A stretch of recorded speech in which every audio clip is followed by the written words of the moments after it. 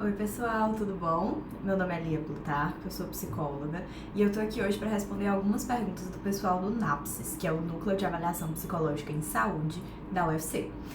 Deixa eu começar pela primeira pergunta, que é o seguinte: quando foi que eu comecei a estudar práticas baseadas em evidências na psicologia? Então, aquela velha história. Quando eu estava na graduação, as práticas baseadas em evidências não foi algo ao qual eu tive acesso. Então, eu me formei em 2016, no final do ano de 2016, e até então eu não conhecia o que era PBE, né, como é que isso funcionava, não tinha tido acesso a absolutamente nada. Tanto que só foi um pouco depois de formada que isso veio acontecer, na verdade. Então, eu me formei em 2016, eu terminei a especialização em 2017, terminei o mestrado em 2018 e nada de PBE aparecer. Então, depois de já ter trabalhado como professora de graduação em psicologia por alguns anos, acho que 2 anos, mais ou menos ali por 2020, 2021, foi que eu conheci de fato a PBE. E aí eu percebi que, por sorte, né, o que eu estava fazendo na clínica já estava alinhado com o que a PBE falava. E eu já vou até emendar um pouco com a segunda pergunta, né? Que a segunda pergunta diz o seguinte: qual foi o impacto de ter feito parte de um laboratório de psicometria durante a sua graduação para ser psicóloga clínica e pesquisadora? E aí o que acontece? Quando eu descobri a PBE, que foi nesse período, né? Como eu disse para vocês, já 2020, 2021, eu percebi que a minha prática, ela sem querer, já estava alinhada ali com o que a PBE preconiza, né, que é exatamente a gente trabalhar com a melhor evidência para determinados, protocolos de tratamento dentro da clínica ou dentro de qualquer outro contexto que a gente esteja, né, falando nisso. O fato de eu ter participado de um laboratório de pesquisa, que era o laboratório de psicometria, o LACEP, isso me deu uma base em termos de metodologia científica e metodologia de pesquisa muito boa, que me permitiu, de fato, ter uma compreensão muito boa, tanto de avaliação psicológica, quanto do que é uma boa evidência de pesquisa. Então, meio que, por sorte, aí, a minha prática já estava alinhada com aquilo que preconizava a PBE.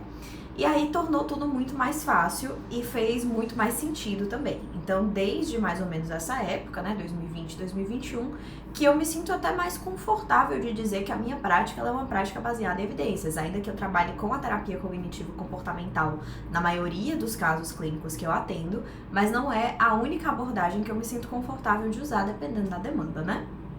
Então, vamos para a próxima pergunta. Como é intervir na clínica com práticas baseadas em evidências em psicologia? Então, a forma como a prática baseada em evidência hoje se organiza, ela é desafiadora. E eu não poderia dizer, né, só dizer que é ótimo também, mas também é desafiador. Por quê? Porque hoje em dia a gente tem evidências dentro da psicologia que não são tão preto no branco, então a gente não tem só uma evidência para uma coisa na grande maioria das demandas, né? Claro que para uma ou outra a gente tem ali um tratamento padrão ouro, mas para algumas coisas não, para algumas coisas a gente tem opções, né? Tipo, temos 3 tratamentos ou 3 protocolos, né? Ou algumas coisas que têm boas evidências de funcionamento, e aí fica muito na mão do clínico para conseguir montar isso. Além de que a gente tem que estudar pra caramba, porque como tem muita coisa, pra gente conseguir, tipo assim, eu tenho 3 opções pra tratar o meu paciente com toque. Eu tenho que saber, né, pelo menos uma das 3. E isso vale pra várias outras demandas também. Então isso requer da gente muito estudo, a forma como está, né? Tem se investido, de um modo geral, assim, tem se tentado investir em tratamentos que a gente chamaria, né, de multidisciplinares, não, desculpa. Deixa eu lembrar como é o nome. Eu não vou lembrar o nome, mas são tipo protocolos unificados, né, que a gente poderia utilizar transdiagnósticos. Poderia utilizar em vários diagnósticos diferentes. Então, de repente, existe um único protocolo que vai tratar 4, 5 diagnósticos, ou pelo menos até mais do que isso, se for o caso. Mas esses protocolos transdiagnósticos, eles ainda não são muito comuns. E os que têm evidências, né, não são muitos que têm evidências, e os que têm evidências ainda não são as melhores evidências. Então, acaba tornando a coisa pra gente meio puxada, porque a gente precisa saber como tratar diversas coisas, existem muitos tipos de transtornos, e para cada tipo de transtorno tem um tipo de tratamento diferente. Então, é desafiador por conta disso, mas também é muito bom. É muito bom porque a gente consegue ver o progresso do paciente de uma forma que eu imagino que, se a gente não trabalhasse com prática baseada em evidência, seria provavelmente muito mais lento, né? Ou talvez nem conseguiríamos o progresso que a gente consegue com a PBE. Próxima pergunta. Em outras graduações, é possível ver 2 disciplinas, estatística em psicologia e psicometria. Você acredita que ter somente psicometria na nossa graduação traz algumas desvantagens? Então, de um modo geral, eu acho que a compreensão do que é ciência e do que é pesquisa, ela é muito importante para todo mundo. Mas eu acho também, e aí é uma coisa que eu vou jogar aqui a problemática pra vocês, e eu não tô me comprometendo a resolver, tá? Eu tô me comprometendo só a jogar a problemática mesmo. Porque eu acho que a gente é muito novo quando a gente chega na graduação, e pelo menos a grande maioria das pessoas que chega na graduação, né? Claro que tem gente que faz graduação mais velho, mas assim, eu acho que a gente é muito novo para entender, principalmente com a estrutura do ensino no Brasil, né? Com as limitações que a gente sabe que tem no ensino básico, de base aqui no Brasil.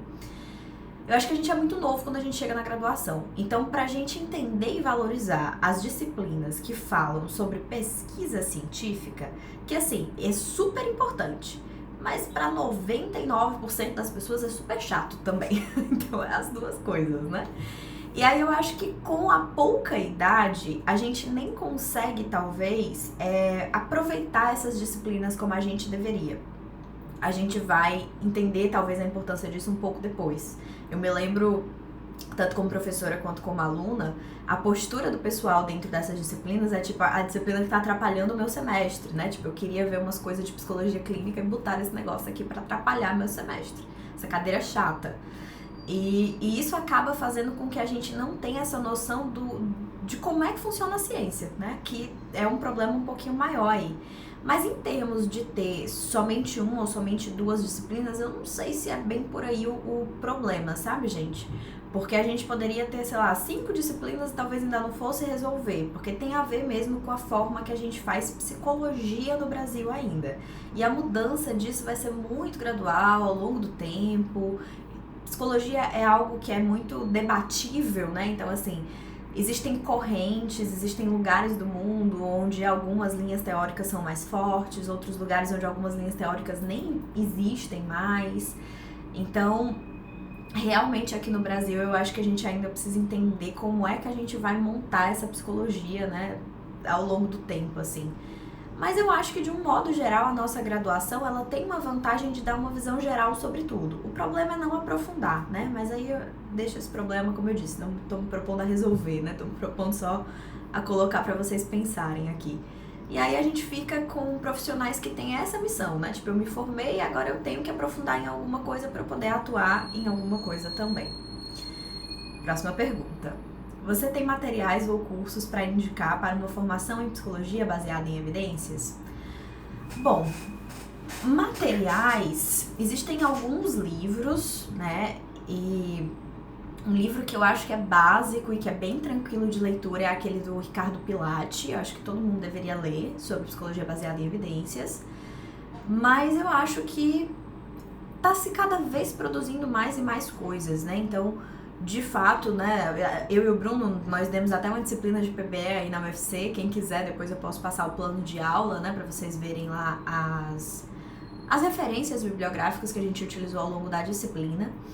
Mas, em termos de cursos, o curso que eu conheço, e aí eu vou indicar porque foi um dos cursos que eu faço, né, inclusive, é o curso da Fernanda Landeiro, quem não conhece, né, de psicologia prática baseada em evidências, onde ela dá esse aparato geral, essa noção de ciência para todo profissional, assim, eu acho que é importantíssimo, principalmente para quem ficou com essa falha aí, né, nos anos de graduação, tá? E chegamos na última pergunta. Aqui no Brasil, você vê futuro para a carreira de psicometristas ou de profissionais em psicologia preocupados com a eficácia das suas intervenções? Vamos lá, vamos devagar. Em termos de psicologia clínica, eu vejo com certeza, certo?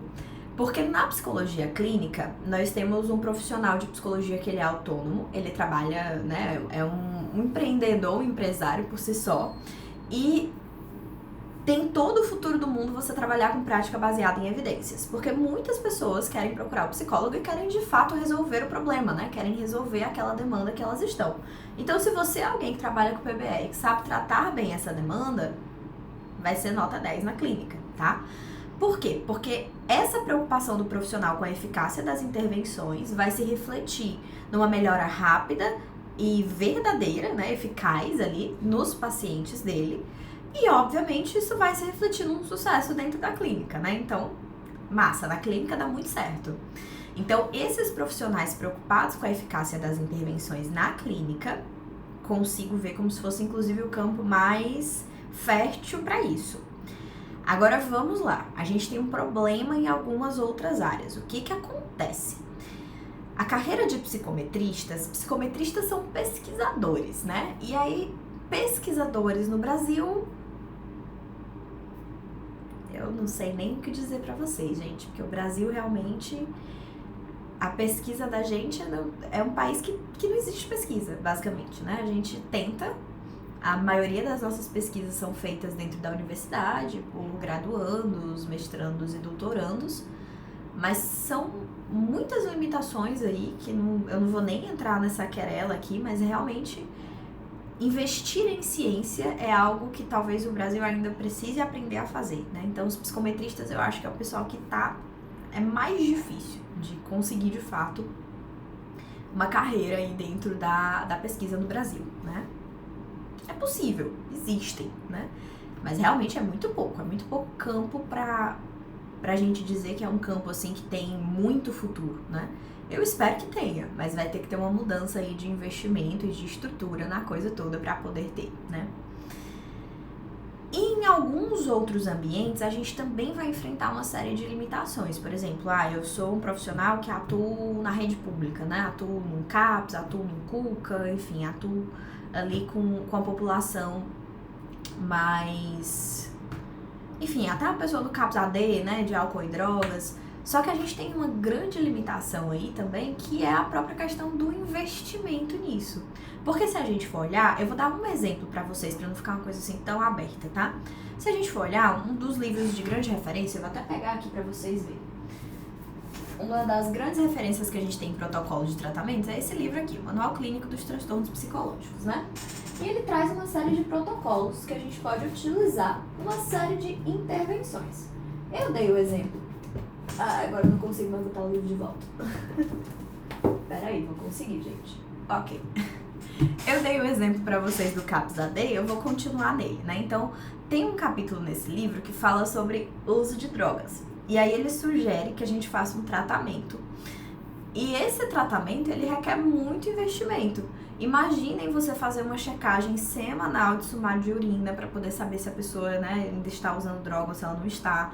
Você semanalmente fazer um atendimento individual. Você ter psicólogos que têm disponibilidade de tempo dentro daquele ambiente para levarem a pessoa em lugares para iniciar atividades de lazer, para pagar um monte de coisa ali para aquela pessoa poder dar um início na vida dela. Então isso tudo requer dinheiro, requer verba, requer organização.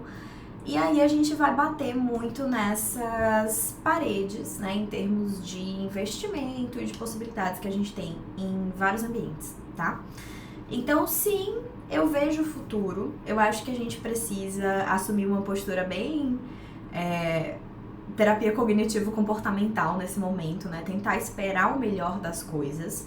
Porque, de fato, a psicologia, de um modo geral, não falo nem só da PBE, acho que a psicologia mesmo, ela só tem a crescer. A saúde mental, ela tem ganhado cada vez mais importância. As pessoas estão aos poucos, claro que aos poucos, entendendo o que é um diagnóstico, entendendo o que é saúde mental, né?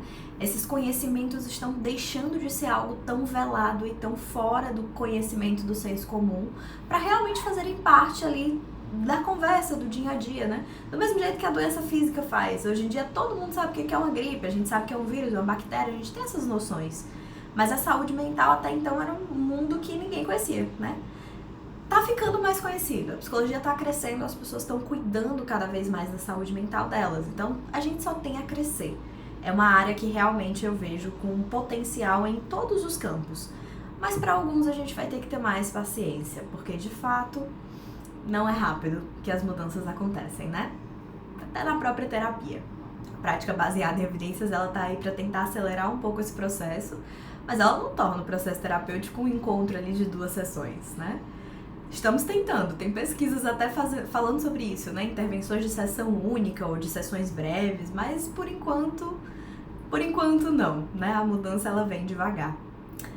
Bom, gente, eu espero ter respondido bem as perguntas de vocês. Acho que a ideia aqui era tentar passar um pouquinho para vocês da minha experiência com TBE, né? Dar um pouquinho também da experiência com a minha trajetória até hoje.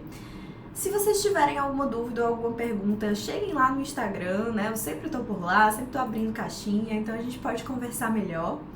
E é isso, foi um prazer estar aqui com vocês um pouquinho, espero que vocês tenham gostado do vídeo. Um beijo e até uma próxima. Tchau, tchau!